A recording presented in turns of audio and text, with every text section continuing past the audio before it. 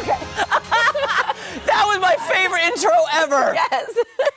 How many of you practiced that or dreamed of doing that in real life because of Chariots of Fire? Come on now, everybody. Up. It is so great to see our friends Amy Jardell and Jen John Meyer from the Ozarks Literacy Council. And yes, we did that for a reason, because there's a run for reading coming up. Is it the second annual now? Yes, that's right. For the Ozarks Literacy Council. Amy, good to see you. And Jen, good to see you. Yeah, thanks. You guys look totally radical, by the way. Totally rad. I wish I had these sunglasses. I know, right? So give us all the deets and the scoop on what's happening. The scoop is Saturday, June 3rd. We're having our second annual Run for Reading. You don't really have to run, though. You can skip or stroll or walk or whatever. Or slow-mo run. Or slow-mo. Well, I'll have Chariots of Fire running, so if you want to do that, that's fine. But it's all to raise money for Ozark Literacy Council and for our programs. I guess I could do this. Oh, there you go. Beautiful eyes. Gorgeous. You don't have to. And we have sign-ups on our website and on our Facebook page through Eventbrite. But it's going to be a great day. We're at the Frisco Highline Trail starting in Willard. Actually, we start at Willard Middle School in their parking lot and go from there. The trail is paved and level. It's a very easy route, and it's going to be a gorgeous morning. So it's all, to, like I said, to raise money for our programming and to help our children and the adults that need help with their literacy. So that's amazing. Yeah.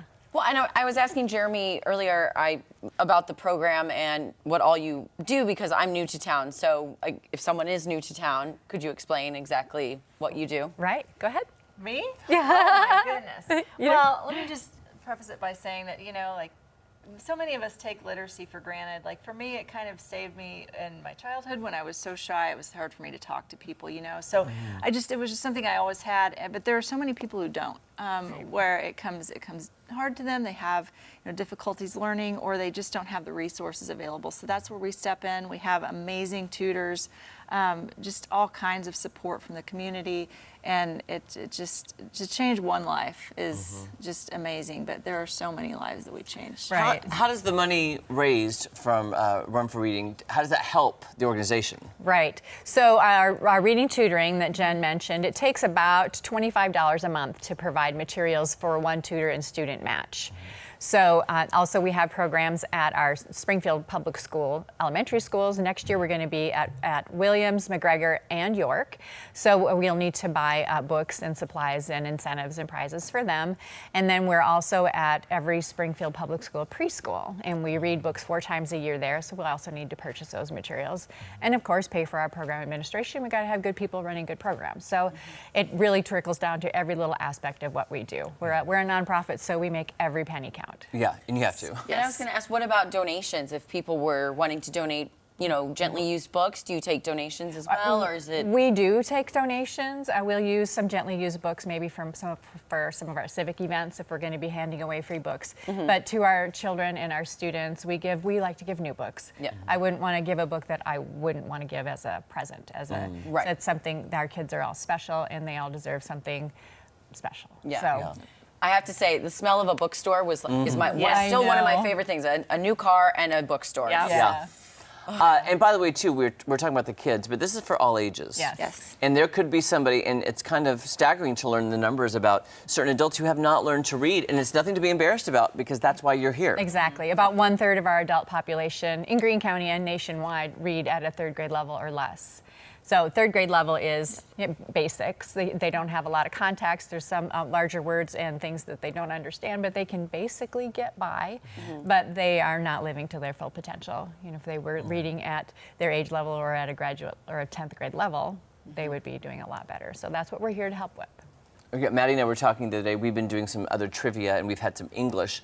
And English is a very hard language to learn. And all the rules are like, okay, here's the rule except for these 15 other exceptions. Yes. There are so many things to consider when learning to read, especially English. Right, I know. It's so very hard. And then, even for us reading the teleprompter.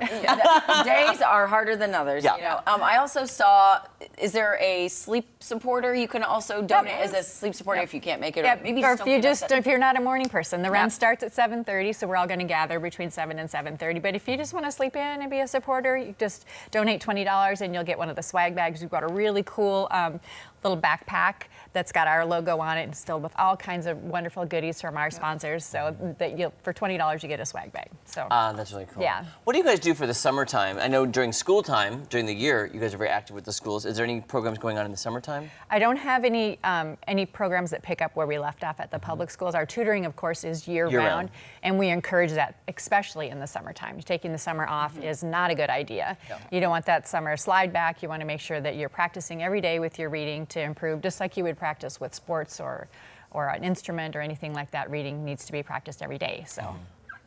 As somebody that should be reading more in her 30s, what is kind of the daily or weekly average people should be reading? We recommend for our children anyway about 20 minutes a day. Okay. Yeah. Oh, that's not bad. That's not bad. No, it's Yeah, not. it goes But by fast. what we're working on is making it so it's not a chore. So, so often the parents that are bringing their children to us, we ask them, what are you doing at home to help your child? Well, I make them read 20 minutes a day.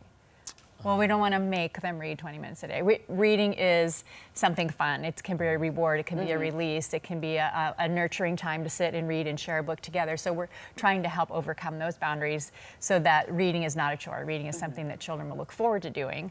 So Okay, so one more time, all the details, June 3rd. June 3rd at Frisco Highline Trail, but we're actually meeting at Willard Middle School parking lot.